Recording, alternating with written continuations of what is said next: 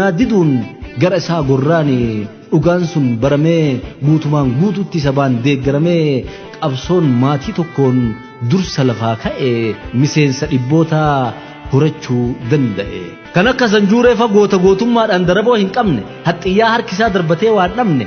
rasaasni takkittiin inni diinaaf baase yoo hin dhoofne ta'e diina san argate ka'aariin machaa'ee boo'ichaan gaggabu akka waan salphatee alagaan marsinaan harka kennuu diddaaf lafee isaa shigdee rasaasni ibiddaa bakka lafaan gahetti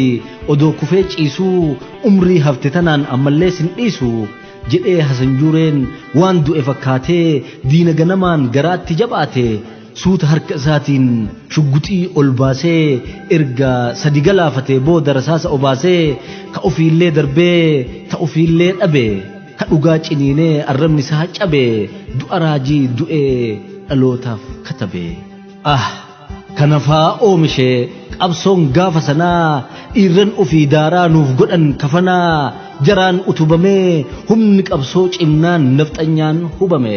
Garuu immoo alagaan injifatamuusaa amanee fudhatee kajeellaa hin dhiifne garaansaa muratee walitti iyyataa walitti birmataa